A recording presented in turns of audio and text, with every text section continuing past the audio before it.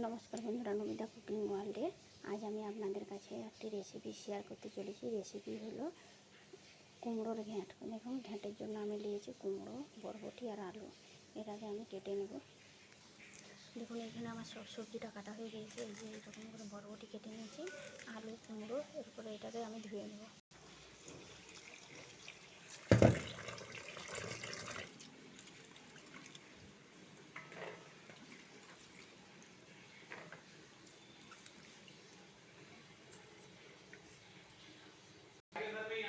দেখুন, সবজিটা আমার ভালো করে ধোয়া হয়ে গেছে।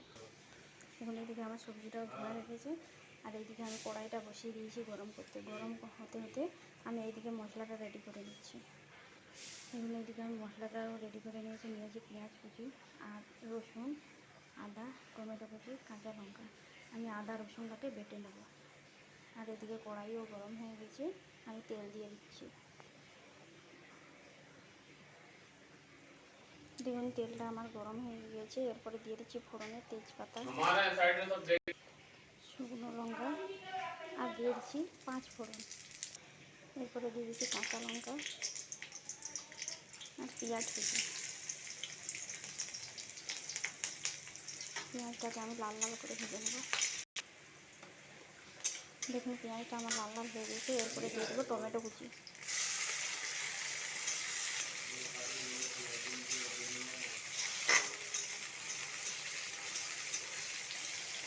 এরপরে আদা রসুন বেটে রাখাটা দিয়ে দেবো। দিয়ে দিচ্ছি অল্প পরিমাণ লবণ, হলুদ গুঁড়ো, ধনিয়া গুঁড়ো, জিরে গুঁড়ো। মশলাটাকে আমি ভালোভাবে ভেজে নেব। দেখুন, মশলাটা আমার ভালোভাবে ভাজা হয়ে গিয়েছে। এরপরে ধুয়ে রাখা সবজিটা দিয়ে দেবো।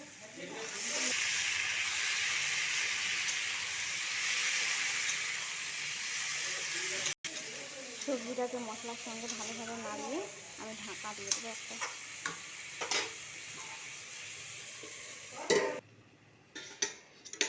আমি ঢাকনাটা খুলে আবার নাড়িয়ে নেব। লো ফ্লেমে আস্তে আস্তে করে মশলাটাকে আমি সিদ্ধ করে নেব। আমি কিন্তু জল দেবো না, দেবো না।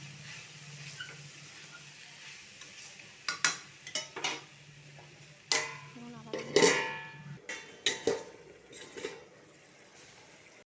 দেখুন, আবারও আমি নাড়িয়ে চালিয়ে নেব। সবজিটা আমার সিদ্ধ হয়ে গেছে, আলুটা। তারপরে দিয়ে দিচ্ছি অল্প একটু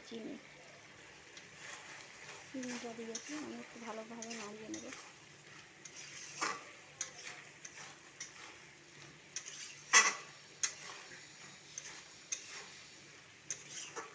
আমি কিন্তু এখানে একদম জল ব্যবহার করিনি। কুমড়োর জল বেরিয়ে সব আস্তে আস্তে সিদ্ধ হয়ে গেছে। দেখুন, আমি এইখানে একটু সবজিতে ধনে পাতা দিয়ে দিচ্ছি। সবজিটা রেডি হয়ে গেছে, তাই ধনে পাতা দিয়ে দিলাম। ধনে পাতাটা দিয়ে ভালোভাবে নাড়িয়ে নামিয়ে নেব। দেখুন, আমার সবজি রেডি। আমি এরপরে নামিয়ে নিচ্ছি। দেখুন, আমার সবজি রেডি। এতে এইখানে গরম ভাতের সঙ্গে বা গরম রুটির সঙ্গে আপনারা সার্ভ করতে পারেন। তো আমার এই যদি রেসিপিটি ভালো লেগে থাকে, অবশ্যই লাইক, কমেন্ট, শেয়ার করতে ভুলবেন না কিন্তু।